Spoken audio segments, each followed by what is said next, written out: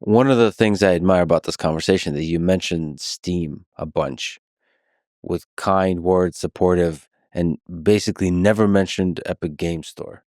I love that. So I really love that. It really embodies the fact that you want variety, you want freedom for people to choose the best thing, and in so doing, create this large network of humans interacting freely with each other. Okay. That said, one of the competitive pressures that Epic has created a few years ago was by launching the Epic Game Store. And instead of Steam's 30% revenue cut, you went with 12% revenue cut, creating the competitive pressure saying, listen, this shouldn't be that high of a cut.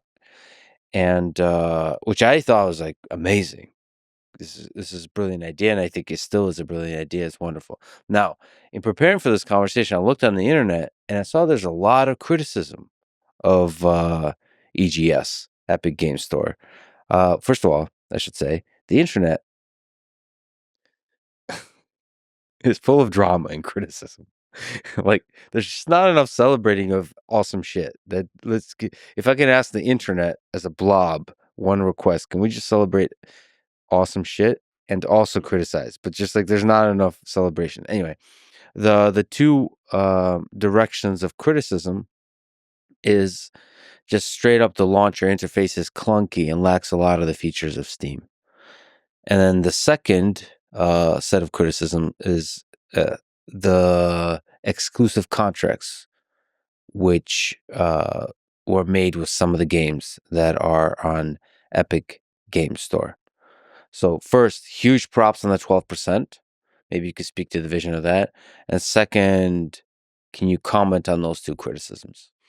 Sure. Yeah. I think one of the reasons that people characterize the Epic Games Launcher as clunky is because, like, the Epic Games Launcher is clunky, um, and we need to improve this. There's a lot of work going on there, and I wish we'd gotten better at addressing quality of life features and prioritize them above all of the other features. Yeah, because Steam has 15 years of built up work by many of the best programmers in the whole industry working on that. A much larger team working on Steam and a lot more time working on it. And so we've had to make a lot of prioritization decisions about what do we support with the Epic Game Store and when. A lot of the time it's been supporting commercial features like merchandising, offering multiple versions of a game for sale and offering upgrades from the regular edition to the deluxe edition and other things that partners work. And, other priorities have been quality of life and launcher load times and other things. And we've not put enough emphasis on the quality of life features. We've recognized this very clearly multiple times and we've gone through multiple refactorings. But, that's definitely been a disappointment to us and to a lot of users. And I think one thing it took us a while to realize was it's non-uniform. Depending on your proximity to a CDN and the size of your game collection, it can be either awesome or really clunky. And the users for whom it's really clunky are the people, like, I think they're a large part of the complaints. They're going to speak up. And I should also say that the Steam launcher for a long time, from my memory, but also just looking online, was also very clunky in the beginning.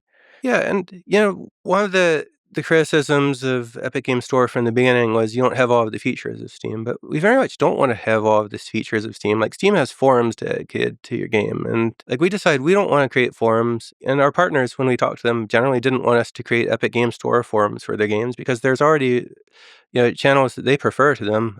There's social media and a number of platforms, and there's Reddit, and there's lots of places for gamers to discuss their game, and they prefer those discussions to be there. And so it's very much not our goal to mimic everything of Steam. But we do want to have all of the convenience features that makes it as easy and fun to use as Steam. So there's a long journey ahead. But we continue to reinvest in it, and we're working to build a multi-billion-dollar business there, and think we'll succeed. Already the Epic Games Store yeah, supports an immense amount of Epic Games commerce and Fortnite on PC, now on Android and iOS in the European Union too. So it's a forever facet of the industry, and we are never losing heart in it. And we think at some point, I really feel that the benefits of the Epic Games approach are gonna outweigh the benefits of the Steam approach, especially as gaming becomes multi-platform. One of the things that really sucks for all gamers is that, you know, you have a lot of friends in the real world. Everyone has different platforms. Your Steam friends aren't connected to your Xbox friends, and they're not connected to your PlayStation friends or your Nintendo friends. And so you're very much bottling up PC gaming into a core group of PC only folks and making all of the other aspects of it difficult. A lot of games have flocked towards Discord, which is a mess in itself. Because now your Steam name is not your Discord name, and that's not your PlayStation name, and so now you have two people in a game, and they have four different identities, and that sucks. Um, our aim for that is, with Epic Online Services and the social systems that we built for Fortnite, opened up to all developers to have cross-platform social features be super easy and free for all developers. This is not something we're trying to gatekeep or rent seek on, or lock people into. It's just a way that we're making social gaming easier for everybody.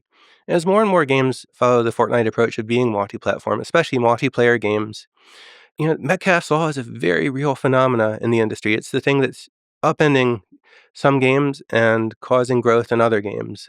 It is the number one trend for pervading the world of gaming today. And it says that, your game is quadratically more valuable the more percentage of a user's real world friends they can connect to. Your game vastly benefits by connecting all of its players together and not, segregating them off into different online platform populations and so on. And so, I think the future trend is in that direction. I wish Valve had opened up Steamworks to just work on all platforms. They could have easily done it. We did it. But, they seem to be using it as a lever to keep people locked into the Steam PC game store. And, there's that's going to be a long running battle because there's always a very toxic group of Steam users who, like, they even created an entire subreddit dedicated to criticizing Epic on our store. And they create, basically harassment campaigns at times against developers who use Epic Online Services. Developers do that so they can connect their players across platforms and have friends across platform and voices across platforms. But uh, suddenly that's trying to be turned into a negative. It's clear that Epic wants developers to win, wants gamers to win, and wants Steam to do awesome also. And in the competition between Steam and Epic Game Store, like, create awesome stuff together. I mean, it's obvious to me if you don't read the stuff online, but online it's like there is this just negativity that I don't think is constructive in general. And I should give a big sort of positive thank you and props for the push to multi-platform that was always there for Fortnite. Perhaps before the pressure that Epic created on breaking the barriers of Xbox and PlayStation and PC and being multi-platform. Like, I got a chance to play with Fortnite a little bit with you and all the people in the group. By the way, awesome interface, audio chat, really fun. But you could see like a couple of PC folks, a PlayStation person, an Xbox person, all together. You can't really tell what they're using except for a little icon, and it's nice. It's like all those barriers that we've created with these platforms are gone, and you creating the pressure with Epic Game Store and just everything you're doing with Fortnite platform. It's really nice. There's no reason to create these silos because ultimately you should put the gamer first and let everybody interact with actual real life friends and make new friends across the entire network of humans. So anyway, thank you for that. Thank you for creating that pressure. Oh, thanks. Yeah, that was an interesting time. Sony had a long-running policy preventing cross-platform play, and we had a long series of conversations which got pretty harsh towards the end. But Sony ultimately came around, and they opened up PlayStation, and through a series of private conversations, they did the right thing. And not only that, our partnership with Sony has increased, since that argument back in 2018, and we've gotten closer and closer and done ever more things with Sony, you know brand IP, like the characters from God of War and other games coming into Fortnite, and, all kinds of crossovers, massive Unreal Engine adoption in Sony for making games, for making movies at Sony Pictures, music partnerships with Sony Music. It's been an absolutely wonderful relationship. I think that stands as an awesome example of a company that, because of historic reasons, got stuck with a policy that no longer made sense for the future. And, following a serious discussion with a close partner, righted it and did an awesome thing. And now Sony's much better off, and Epic's better off, and all game developers are better off. And the whole console industry, I think, is a lot stronger now than it would have been if, these silos had continued playing out. And despite the kind of potential concern that, like, maybe blocking platform play with Xbox gave Sony an advantage, Sony's actually grown in market share relative to Xbox since that time, and so you can't say that anything but goodness came of that time. And I think a better version of Apple would have received the email I sent to senior Apple management and been like, "Huh, there's an issue here. We should have a discussion. We should reconsider this. We should listen." And they didn't. And that's why we're in the midst of a 5-year battle with Apple, and in the hopefully they're still the early days of a 15+ year partnership with Sony. Come on, Apple. We love you, Apple. Do a little bit better. The second line of criticism that I mentioned, the exclusive contracts with some of the games, can you just speak to that? Because in so much of the journey of Epic, you've been sort of against exclusivity. Let's back up and talk about the principles at work here. Apple forcing other companies to use their payment service is a coercive decision by Apple. But if Apple convinced other developers to use their payment service by offering benefits or a better deal, or funding or any other positive incentive, then that would be perfectly fine. One is preventing competition, and the other is actual competition. Epic has never forced any developer into any sort of exclusivity relationship. Rather, we've offered developers payment or incentives or marketing or any number of things of value to them in exchange for coming to our store exclusively. And it's their game. So it's entirely and rightfully up to them to decide how to distribute it, and to make the decisions about their business. It's their game. If they want to distribute it through Steam, they can. If they want to distribute it through Epic exclusively, they can. If they want to distribute it through both, then they could do that as well. Um, and if we pay them money or other things of value in exchange for them coming exclusively to the Epic Game Store, I think that's their right. And this is an example of Epic, an underdog with a tiny fraction of Steam's market share, working to proactively compete with Steam by offering a better supply of games. And some consumers who prefer Steam might prefer that the game be on Steam, but the developer in each case has decided that they believe they would benefit more by doing this exclusive deal in exchange for benefits than by being on Steam. And one of the key exhibits in the Epic Google trial was its opening exhibit, which was trying to point out to the jury in the trial the benefits of exclusives. Like, imagine a new store popping up. The store has a big sign outside of it. We're the new store. We have everything that the other store has, and it's at the same price. Are you going to go to the new store? No. Nobody's going to switch from Steam if Steam has all of the same games as the competing store and everything's priced just the same. And so we looked at initially two ways of competing with Steam strongly. We wanted to sell games at a better price than Steam, by agreeing on the amount of money we pay each game developer. If the game's gonna sell for $50 and we take 12%, we'd actually lower the price and potentially even lose some money to offer a better deal. Well, we tried to pursue this, but very quickly every developer told us that they wouldn't agree to better pricing, because if they did, then Steam would stop giving them, marketing featuring and benefits, and the console makers would be mad, and all their relationships would be harmed. So there's an undercurrent of powerful platforms and ecosystems encouraging developers not to compete on price. So not being able to compete on price, we decided to compete on supply by doing exclusive deals, and we signed a lot of them, paid developers lots and lots of money. I think we distributed over $1 billion in net expenditures to developers beyond the the revenue we actually made from games in order to get a whole lot of exclusive games. Some were successful, some weren't. Borderlands did awesomely on the Epic Games Store, and we and Gearbox felt that it did just as well through Epic as it would have done on Steam because the players who wanted Borderlands, and they came and got it. Whereas a lot of other games, some smaller games especially that didn't have a dedicated audience that was absolutely going to play the game, typically benefited from exposure on Steam. They were reaching an audience that wouldn't have reached organically, and so some of them, in the end, we and they concluded that they did worse by being on the Epic Games Store exclusively in terms of reaching fewer customers. And so, we had these limited time exclusives. When they ran out, they put their games on Steam, and lots of data was gathered to understand what worked. And so this worked well for some games, didn't work for other games, but you know, companies seeking to compete, especially underdogs seeking to compete, have to offer some unique value, have to offer something that's not available through the competitors.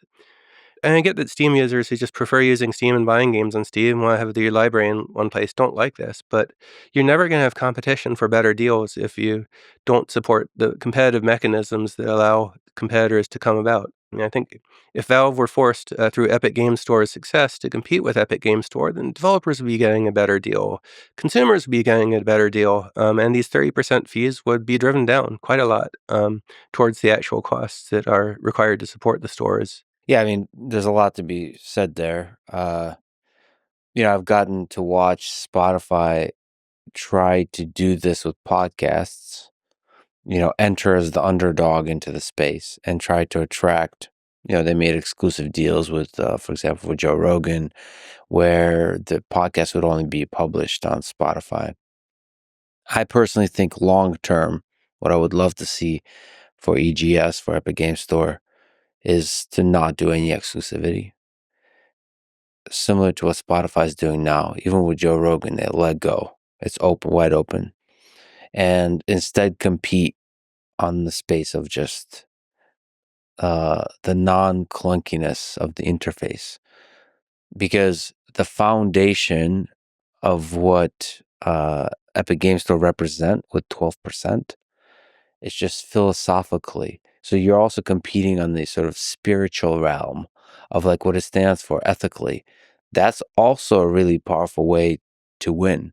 So now that there's enough number of people using Epic Game Store, like to drift away, to move away from exclusivity, it's understandable that it's needed for the competition, for the underdog to enter the scene, but it goes against the sort of the freedom, the free spirit of choice that I think you represent in a lot of the decisions you've made, which is making the games cross-platform and just yes, giving freedom to the developers, giving freedom to the gamers to choose. So in that way, I think exclusivity a little bit goes against that. Well, here's the conundrum. The exercise of soft power by all of the competing stores has made it intractable for almost any developer to offer a better price through the Epic Game Store than through Steam. You can imagine that if the effect of Epic revenue sharing 12% to developers was that games just cost 22% less on Epic Games. Hmm. 18% less on Epic Games Store.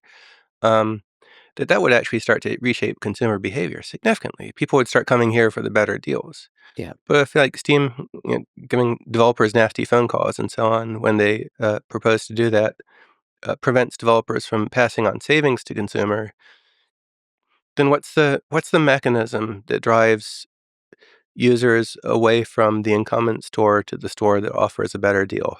If basically developers are fearful of competing on price through stores, what can possibly be done to get a dominant store with, something like 90% of revenue share from, among multi-publisher stores, uh, in line so that a much, much smaller store can compete? I think some answer is required there. A better UI is great. Like Steam is super polished. Epic Games Store in time will hopefully be as polished. How does that overcome the fact that your entire library over the past 15 years is there? Yeah, if developers have been afraid to exercise their own economic interest, because it's in a developer's interest to sell on Epic and get 12, 18% more of the revenue. Uh, you know, I think there's a real power to incumbents. It's very hard to overcome uh, through just being there and being as good.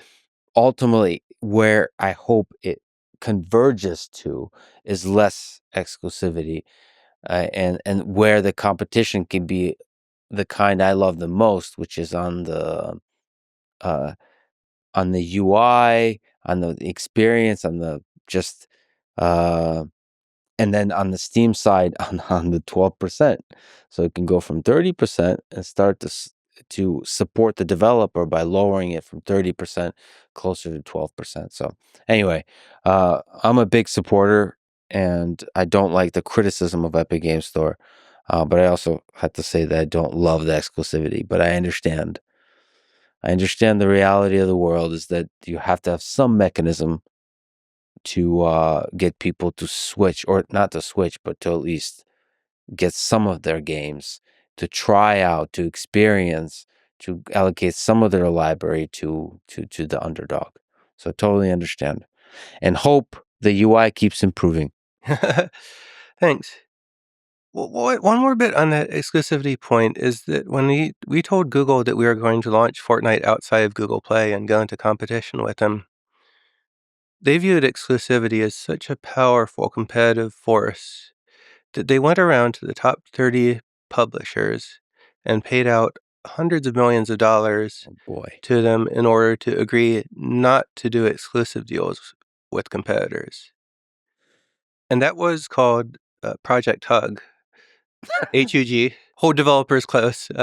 Yeah. Uh, and that was one of the major uh, pieces of evidence on which the jury found their practices to be illegal and anti-competitive. And the one more data point on that, we talk about 30%, and there's always a lot of people defending Steam. Well, of course, they have more costs because they have more features than Epic. We have data on that that's very detailed. The all-in cost of operating the Google Play Store, uh, stocking it, maintaining it, the software, the entire ecosystem, is around 6% of revenue. So, you know, in a competitive market, would a company whose cost is 6% be able to charge 30%? Like, absolutely not. And Apple's costs are similar. Apple runs an even more efficient and lean operation than Google, so their costs are also likely in the range of 6% all in. They mark it up from 6% to 30%. Like, only a monopoly can do that. Yeah. Look at competitive businesses. They have a margin of a few percentage. The numbers there are strikingly uh, supportive of just outright anti-competitive market distortions